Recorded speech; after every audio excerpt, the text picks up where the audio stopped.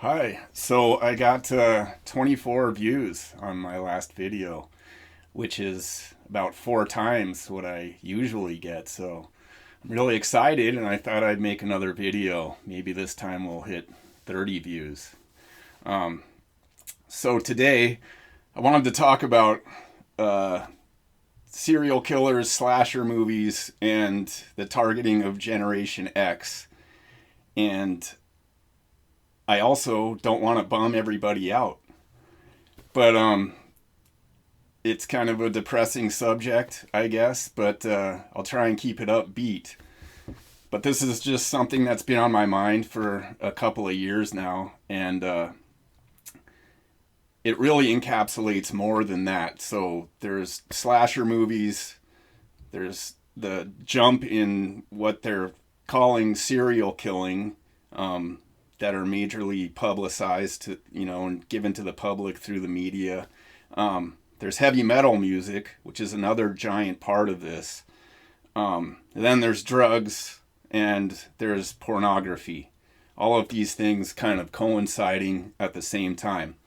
Now, for those of you that haven't listened to my cultural alchemy videos, my supposition is that there's there's a series of 7-year genres starting in 1945, and each of these 7-year segments is a further degeneration of the West, and it's targeted to different demographics in different ways. So the way that what the black demographic is going to get through the media is going to be different than what white males are getting through the media. What females are getting through the media is going to be kind of different than what these other demographics are going to be getting through the media. But the overall trend is a degeneration in morals, a degeneration in self-confidence, in a rise in self-doubt. And that's a real theme that I want to get across to you, is this doubting yourself that is a big part of this psyop of degeneration, doubting your true self. Some of you watching this might know that for the past almost 11 years now, I've taken care of a private library. It's open to the public, but it's privately owned. And basically what it is all metaphysical, spiritual books from the past 150, 200 years. And there's also a lot of ancient scripture books, so Vedic literature, Zoroastrian literature, all of that kind of stuff. Buddhist, Hindu.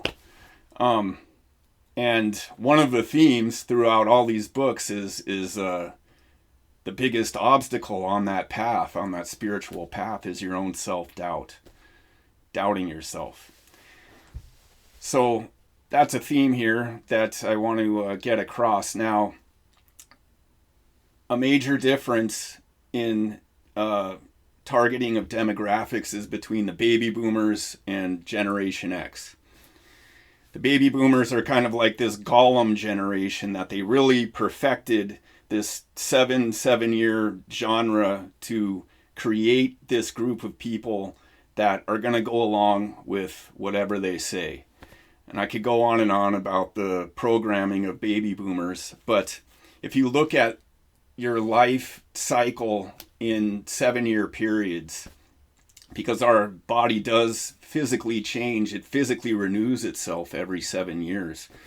And so this 7-year genre was kind of modeled on what 7-year period this group of baby boomers was going to be in, and they would change it every 7 years.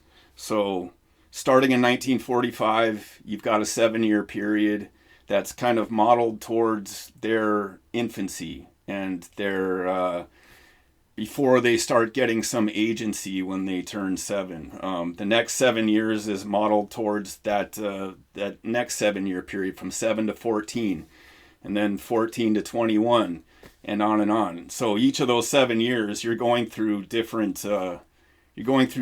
psychological growth, and they modeled these 7-year periods on that. Now, they knew they were going to have a big problem with Generation X, and that's why Generation X was targeted. I think it's why they call it Generation X, like Xing out or X's over the eyes, or in films, especially old film noir films, they'll always use the X as a symbol. Like when you see somebody murdered, they'll always like cut away to like girders or something that are in like an X shape. It's just a symbol that they use. The reason that they would have a big problem with Generation X is that we were going to be able to see the changes. We were going to be able to witness these changes that they had been able to kind of blind baby boomers to. It's something that you might notice about baby boomers. And I'm generalizing here, okay? I'm talking about like 95% of baby boomers. It's very rare that you're going to get baby boomers that notice patterns. And that's why you see them being hypocritical and totally changing their entire political views over these 7-year periods where they'll just believe the entire opposite of what they believed like 20 years ago. But they knew that Generation X was going to be they're going to be raised around their grandparents, but then they're going to have these parents that are totally the opposite, have the opposite set of morals than their grandparents did. Obviously, I'm generalizing again, but at least in my experience, and my experience was really extreme because I grew up on the California coast, and my uncles and aunts were born like right at the dawn of this period, like 1945 to 1947. So they're just like the stereotypical liberal baby boomers. Okay. So we're going to be the Generation X, I'm born in 73, so I'm right like smack dab in the middle. We were going to be able to look at our grandparents and compare them to our parents that are raising us as latchkey kids and are very narcissistic and on and on and on. We can go on and on and on about baby boomers, and I don't like bashing any generation because these people are victims too. Okay? They're victims of the most perfect brainwashing psyop that's ever been carried out. Okay? So they have a big problem with this other group of people that's going to be able to witness these changes and is going to be kind of the inconvenient witness. Is a term that I came up with, the inconvenient witness. So just as they had this whole thing set up for the psychological operation on the baby boomers to keep them as this golem, and that's why all these politicians are into their 80s and up, that they won't get rid of these people because they're like their perfect golem that they created, right? It's also why they get much better health care for some reason. I've noticed that doctors really give a shit about like baby boomers. It's like they just want to keep this Frankenstein monster going, right? Where was I? So anyway, Generation X is going to be able to see this and see these differences, and over our lifetimes, if you were born between 65 and 80, and there's big differences in there, and like I said, I split this up into 7-year periods, right? So those people born 65 to 72, I've always thought of as a totally, not totally, but different than me. Even people that, like, I'm born in 73 and another guy, a friend of mine's born in 72, I see a big difference between just those years, okay? So I'm like right at the crux, and I'm witnessing that, and then I see this next 73 to 80 period, right? So remember, 65, 66 to 72 is one lower period of degeneracy, and then an even lower period of degeneracy comes 73 to 80. Now this is a cycle a cyclic system of manipulation that's inorganic. It's an artificial cycle of manipulation, but there are cycles that are organic, that are just natural to our personal lives, those 7-year periods, but also just on a bunch of different levels. So as the microcosm and the macrocosm and everything in between there's these different levels of cycles, circles within circles, and as above, so below. If you understand that, this is things to dwell on. So just as so there's these 100-year cycles. I hope you're following me here. There's these 100-year cycles that occur on the 75th year of every century. So the 75th year, there's kind of a cycle of spiritual precipitation. So 1875, you have this spiritual precipitation, and a lot of different things come out at this time. Theosophy, the Theosophical Society, is founded in 1875, and that is a fountain for much of what comes after that. A bunch of different groups split off out of that, good groups and bad groups. What Theosophy was putting out was just kind of a neutral information, and people could take it how they wanted, and people that really got into it, it depended on their motives. Are they going to be selfish, or are they going to be selfless? And not just Theosophy, there was just a kind of there was this conflict going on between science and religion. And so Theosophy came along and kind of said, what is the science of religion? Or what is the religion of science? What is the science of the soul, that we can prove that there is a soul and that there is a God and that there is an absolute? Anyway, so we get 100 years later, we're coming to 1975. There's also a spiritual precipitation that's more kind of occluded. Okay, it's not as defined as what happens in 1875, and one of the reasons for that is the people making the manipulated system, the manipulated cycles that starts in 1945, and they're preparing for it earlier than that. And I get into that in cultural alchemy too, but 1945 they really kick in with the program because they've taken over all the forms of communication through patent law. Okay. First they take over the phonograph, then they take over the radio. David Sarnoff takes over the radio, then he takes over film, takes over television through patent law. They didn't invent these things, okay? And you look at Edison's life, and he's just getting slammed by these people with patent law. He doesn't want to give up the phonograph. He doesn't want to give up the film camera to the guys who take it over, because he knows they're going to make it a degenerate industry. So they take over these forms of communication, and then they're prepared to do this 7-year thing. So as we come up on 1975, they know this. They know there's going to be a spiritual precipitation occurring in 1975. And there's going to be a special group of kids that are born, 73 to 1980, that are going to be witnessing this spiritual precipitation. And anybody who was alive back then, they might have been destitute. They might have been in total poverty and live in a ghetto. They're nostalgic for that time, okay? This was a fucking awesome time. This was a great, sorry to swear, but this was just a really beautiful time. My mother was in graduate school. We lived at married student housing. She worked as a waitress, and it was the most incredible, beautiful childhood that I could ever ask for.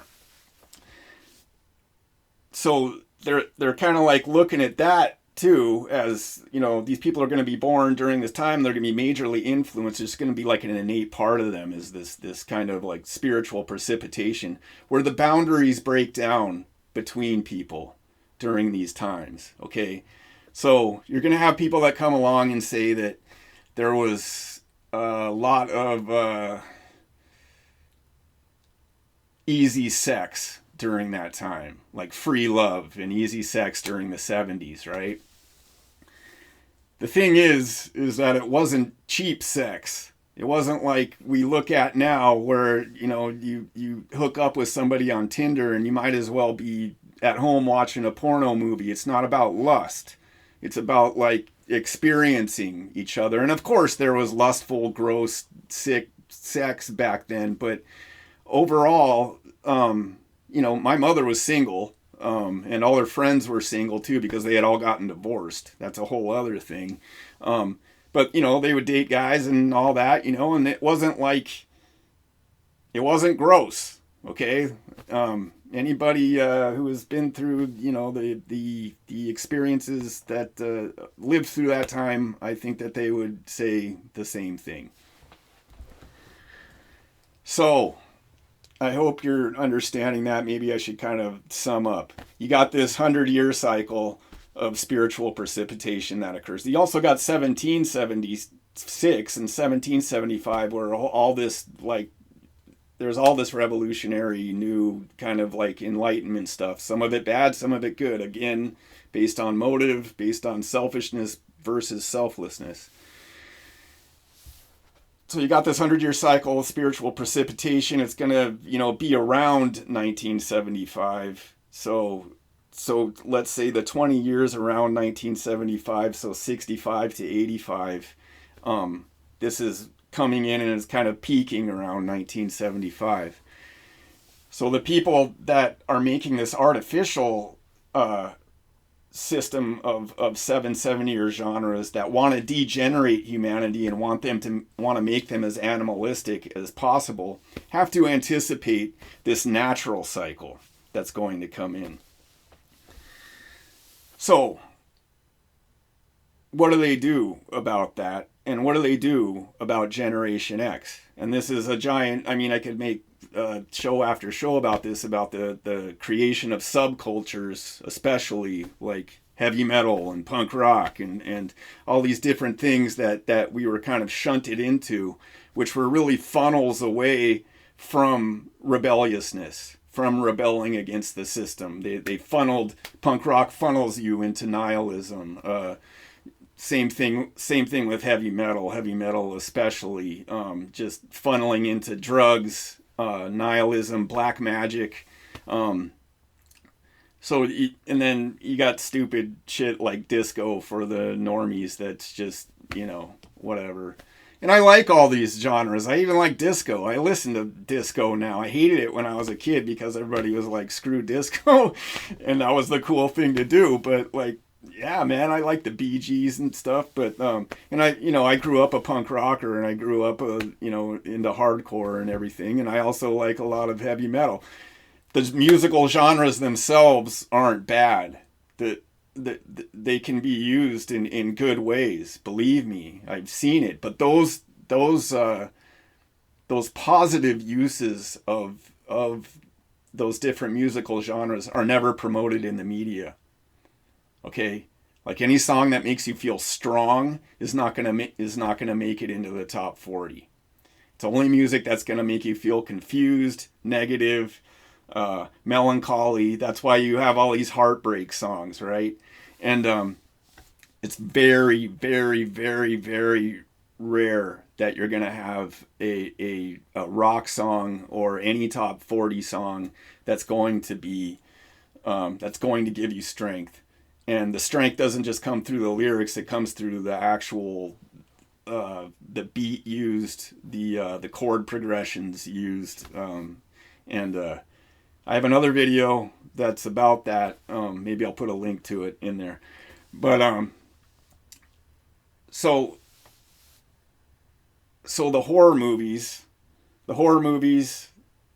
serial killing, the type of drugs that start to be used 73 to 80, the horror movies really start coming in and rising in their releases 73 through 80. So 1970, you've got maybe 30 to 40 horror movies get released, and that's even more than 10 years before that. And most of those movies in the early 70s, before 1973, are about Satanism. Like, you've just got a ton of movies about, like Satan's cheerleaders and Satan's sorority. And it's all kind of like bumping off of Rosemary's Baby, because that was such a success, right? And that's what they can say is like, oh, well, we had a big success with this movie, so we started coming out with these other, the Satan movies, all right? The people like the Satan stuff. I don't know.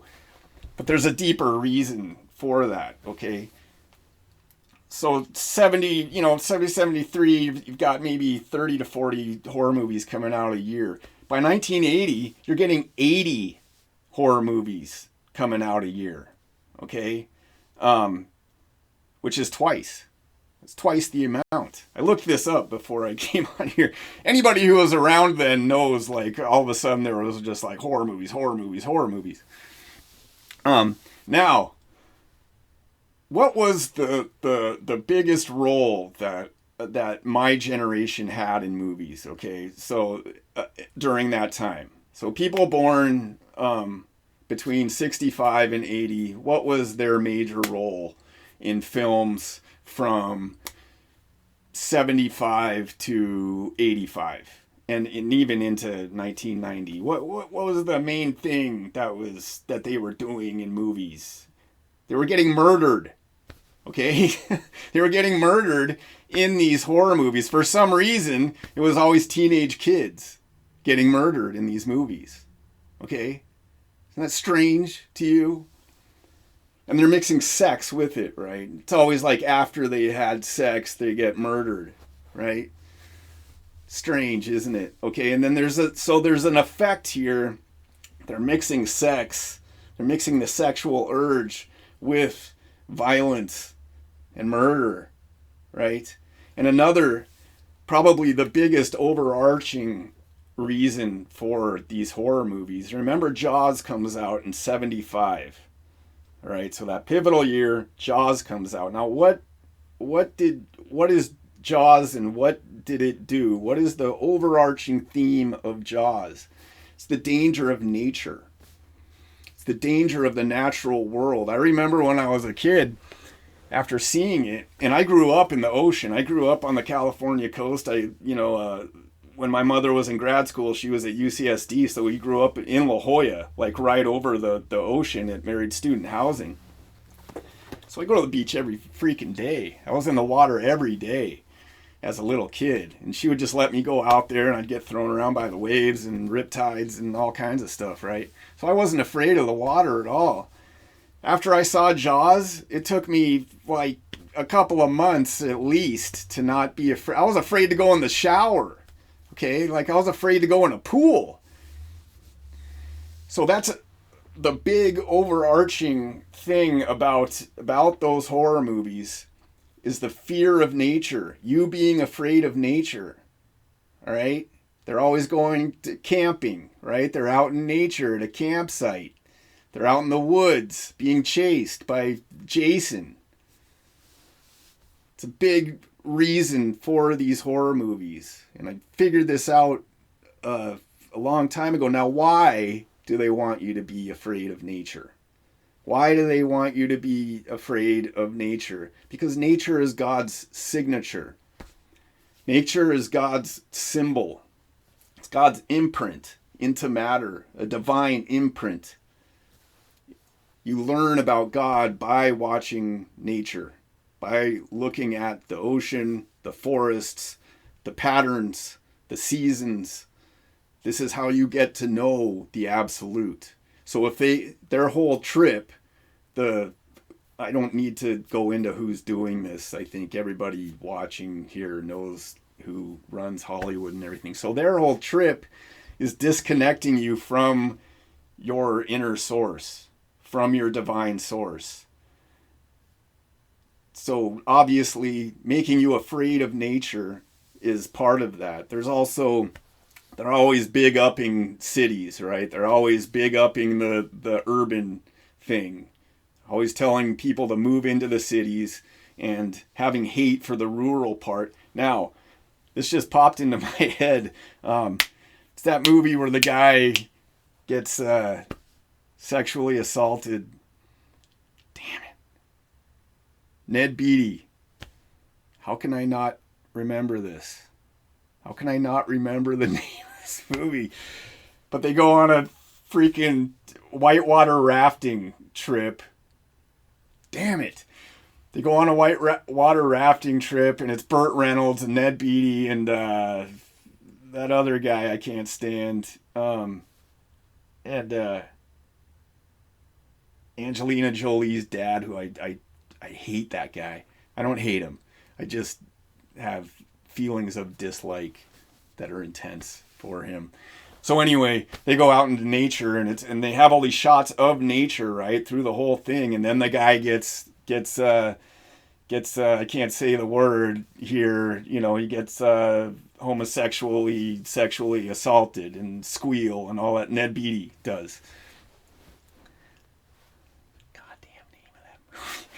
Anyway, so obviously that's kind of like in your face, fear of nature thing, right? And those movies affected me. I didn't see that movie when I was a little kid. I didn't see that till later. I would be concerned about, any parent that took their kid to see that film.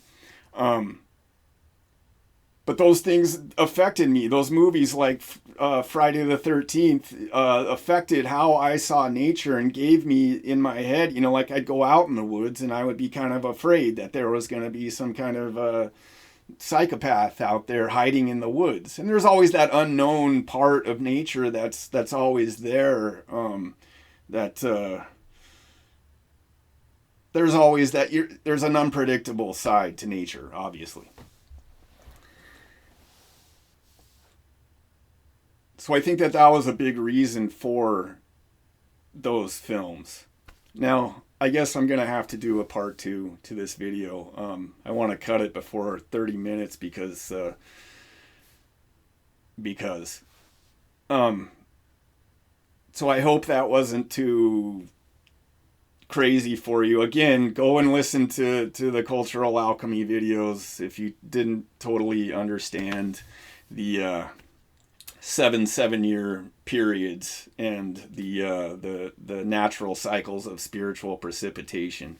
I'll get into some of that again in some other videos, because within that 100-year cycle there are also seasons of 25-year cycles, and we're entering one right now that's very pivotal and very important. We are, after all, 50 years from that 1975 cycle. So we're kind of at a juncture point where we're going to start going up again from this total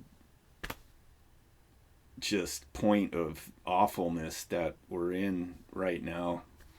I don't think I was too depressing on this one somehow. Even though I'm talking about really depressing stuff, I feel like I was kind of upbeat. Also, if anybody is watching this that watched my old channel, Odin Rock, I would like you to comment just so I know like how many people have followed me over that time, because I feel like a lot of my subs are defunct, and people keep telling me that my algorithm is bad too, which I know. They actually had a group of people that were watching us all the time, and were able to go into our Google accounts and all that. So I'm interested to know what's going on there. So leave a comment, and just leave a comment anyway. If you guys have questions about what I'm talking about, please ask me questions. I would like to do live streams where I have the chat and people can, I do better when I have like an interlocutor, or somebody asking me questions about things and telling me when I'm being unclear. So maybe we'll do that. Okay, so thanks guys. I hope you're having a good day, having a good week. Mercury's in retrograde in my sign, so just kind of like laying low. We'll see how well I communicate here.